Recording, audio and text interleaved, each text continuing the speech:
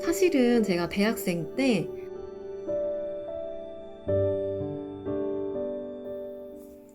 안녕하세요. 썬돌입니다. 여러분 2020년 새해 첫 독서를 시작하셨나요? 어떤 책으로 시작하셨을지 매우 궁금한데요. 댓글로 남겨주시면 감사하겠습니다. 저는 2020년에 독서 계획을 좀 세워봤어요. 네, 별건 아닌데 이제 2020년에는 크게 두 가지를 위주로 읽으려고 해요. 첫 번째는 사놓고 읽지 않은 책, 두 번째는 추천받은 책. 이렇게 두 가지 안에서 좀 최대한 읽어보려고 합니다. 이제 물론 습관적으로 책을 사기는 하겠지만 되도록이면 이미 가지고 있는 책들 안에서 좀 해결을 해볼까, 네, 그런 계획을 세워보았습니다. 그렇다면 저는 이제 저의 계획에 따라서 샀지만 읽지 않은 책들 중에서 가장 얇은 책을 골라서 2020년 첫 독서를 해보았는데요. 그 주인공은 바로 아무튼 식물이라는 책입니다. 제가 오늘 옷도 최대한 뭔가 식물스러운 초록초록한 옷으로 입어보았습니다. 혹시 이 아무튼 시리즈라는 책을 알고 계시나요? 이 아무튼 시리즈 저는 두 권을 가지고 있는데요. 이렇게 아무튼 문구와 아무튼 식물 이렇게 두 권을 가지고 있어요. 그래서 아마 이걸 처음 보시는 분들도 계실 것 같아요. 그래서 제목이 비슷하네 라고 생각을 하실 텐데 이게 뭐 아무튼 문구, 뭐 아무튼 양말, 아무튼 떡볶이 이런 식으로 한 가지 주제에 대해서 그 주제를 좋아하는 사람이 그 주제에 대해서만 쓴 책이에요.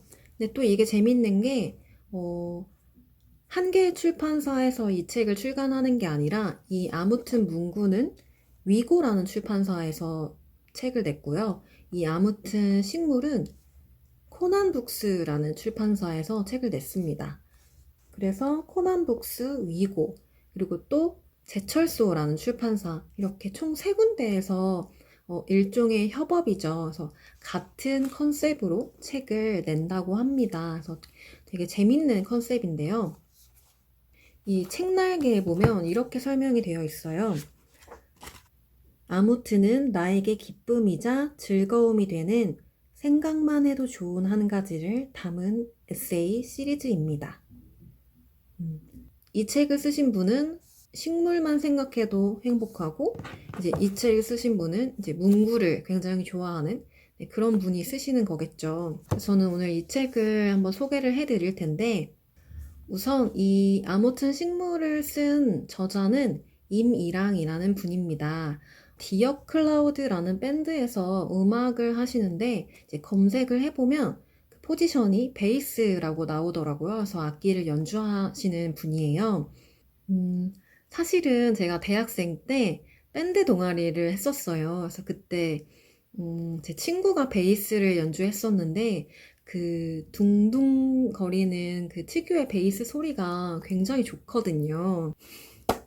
그래서 이제 작가의 그 소개글을 살펴보면 사람보다 동물과 식물을 더 좋아한다 라고 나와 있는데 그래서 본인을 가드너 또는 식물 애호가라고 표현을 합니다.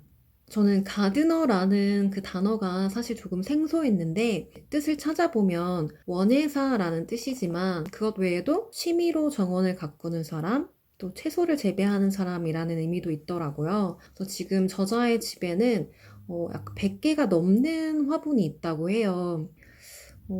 이 집에 화분이 100개가 있다는 게 과연 어떤 모습일까 여러분 상상이 되시나요? 저는 이제 이 책을 다 읽고 나서 거실에 가서 저희 집에 있는 화분을 세어봤어요. 23개, 25개 정도 되더라고요. 근데 100개라면 그거에 최소 4배, 5배 정도 있다는 건데 뭐 집이 얼마나 크신지 작으신지 제가 모르지만 거의 전부를 식물한테 내어주고 있는 그런 모습이 아닐까. 식물의 집에 약간 저자가 얹혀 살고 있는 그런 느낌이 아닐까. 약간 그렇게 상상이 되더라고요. 책을 읽다 보면 저자가 얼마나 식물을 사랑하는지 알 수 있는 그런 대목이 있는데요. 분재라고 하죠. 보통 이제 소나무를 많이 떠올리실 텐데, 이렇게 작은 화분에 소나무를 이렇게 꼬불꼬불하게 예쁘게 키우는 거, 이제 그걸 분재라고 하는데, 저자는 그 분재를 이렇게 얘기하더라고요. 그러니까 일부러 비틀고 꼬아서 모양을 만들어내는 것이 너무 과학적으로 보인다. 전족이랑 다를 바가 없다. 이렇게 말을 하는데 그 정도로 어떤 식물의 고통이나 아픔에 공감하는 모습들을 좀 볼 수 있었는데요. 그 책을 읽다 보면 아, 저자가 식물을 덕질하는구나 라는 생각이 들어요. 그러니까 왜냐면 영화를 보다가 주인공 뒤에 있는 식물에 더 집중을 한다던가 영화 속 주인공이 화분에 이렇게 물을 막 콸콸콸 쏟는 장면을 보고 그게 너무 불편해서 그 영화가 뭐 싫어졌다던가 또는 쇼핑몰에 가서도 쇼핑을 하기보다는 그 구석에 있는 떡갈 고무나무가 더 재밌어서 그걸 그냥 구경했다라고 쓰여 있는 대목들을 보면 아, 정말 엄청난 식물 덕후구나라는 걸 느낄 수 있었는데요. 하지만 아무리 좋아한다고 해도 굉장히 많은 수의 식물을 관리한다는 게 보통 일이 아닐 것 같은데, 왜냐하면 식물마다 뭐 좋아하는 흙이라던가 뭐 필요한 햇빛의 양, 물의 양 이런 것들이 너무 달라서 똑같이 관리할 수 있는 것도 아니고 벌레로부터 좀 보호도 해줘야 되고 어느 정도는 약도 줘야 되고 막 분갈이도 해야 되고 할 일이 너무 많아서 되게 어려워 보였거든요, 저한테는. 네, 그럼에도 불구하고 저자가 이 식물을 키우는 걸 놓지 못하고 점점 빠져드는 이유가 있었는데요. 저자는 이렇게 표현을 합니다. 식물의 세계에 들어서면 누구도 나를 괴롭히지 않는다. 안전하고 커다란 초록색 원이 생긴다. 그 안에 들어간다. 불안은 나를 쥐고 흔들지만 식물들과 함께하는 시간을 통해 나는 조금씩 평화를 얻는다. 이 대목에서 이 저자한테 식물은 굉장히 소중하고 중요한 존재구나라는 걸 좀 느낄 수 있었어요. 물리적으로는 이제 저자가 식물을 키우고 지켜주는 거지만 심적으로는 식물이 저자를 지켜주고 있다는 느낌이 들었습니다.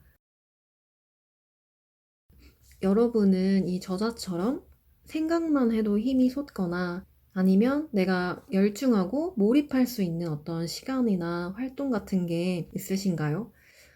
이 책을 한번 직접 읽어보시면서 나는 무엇으로부터 힘을 얻고 있는지를 한번 생각해 보시는 것도 좋을 것 같습니다. 저는 그럼 다른 책으로 또 다시 찾아올게요. 안녕.